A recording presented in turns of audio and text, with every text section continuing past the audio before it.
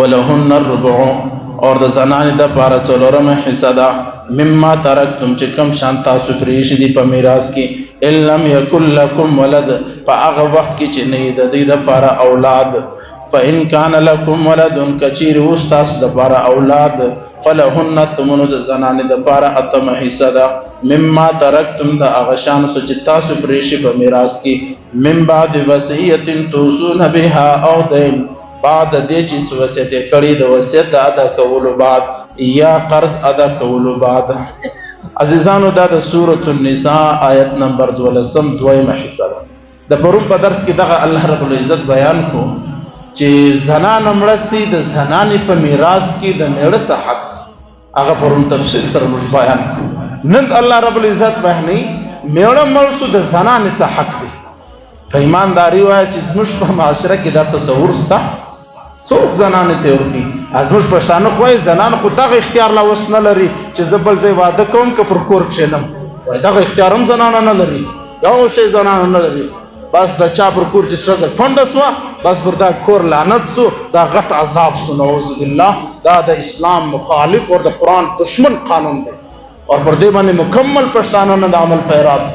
وګوره قرآن کې الله رب العزت د ښځې دوې حصې بیان کړي که د سړي اولاد نو د دې معنی سه یا د بلې سه یا د بلې سه غصه مطلق اولاد نو څلورمه حصہ مال په څلور حصې تقسیمیږي، څلورمه حصہ به دې زنان ته ورکړي. دروازه پر خصوصا نه د اراده او کې چې الله پاک زموږ په معاشره کې دا شی جاری کړي، څلورمه حصہ به زنان ته ورکړي. او کچيري د دې سړي اولاد وو د دې زنانې سه یا د بلې زنانې سه کښنی وو که غټ وو که هر رقم د زنانه او که مردانه اولاد وو بیا به اتمه حصہ و دې زنانې ته ورکړل کېږي. اور دغه اتمه حصہ ورکول دا د قرآن حکم دی، د الله قانون دی، دا به خامخا ورکوي.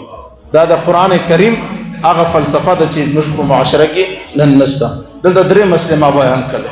اولنۍ مسله سړی مړ سو که د زنانې په صورت کې که د اولاد په صورت کې که د مور پلار په صورت کې هر صورت کې په میراث کې ټوټل شان شامل دي.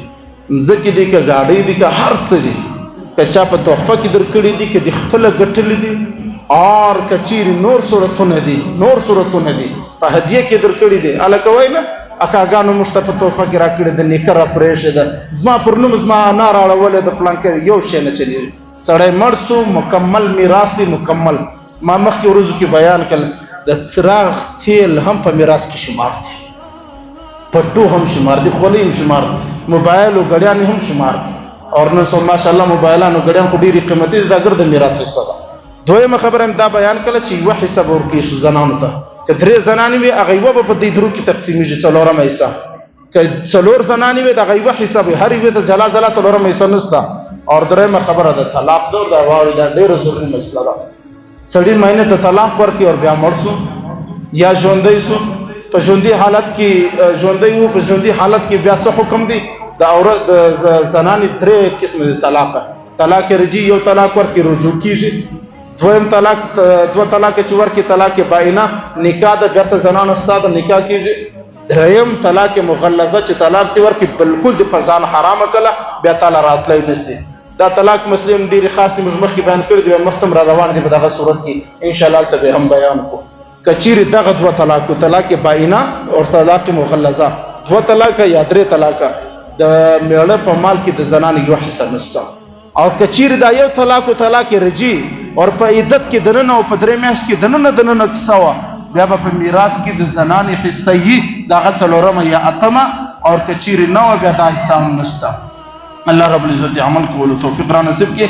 د میراث په باره کې یو بل قانون سبا بیانېږي، هغه ډېر بهترینه قانون دی انشاءالله هر ورځ درس کې. الحمدلله رب العالمین والعاقبة للمتقین والصلاة والسلام علی سید الانبیاء والمرسلین.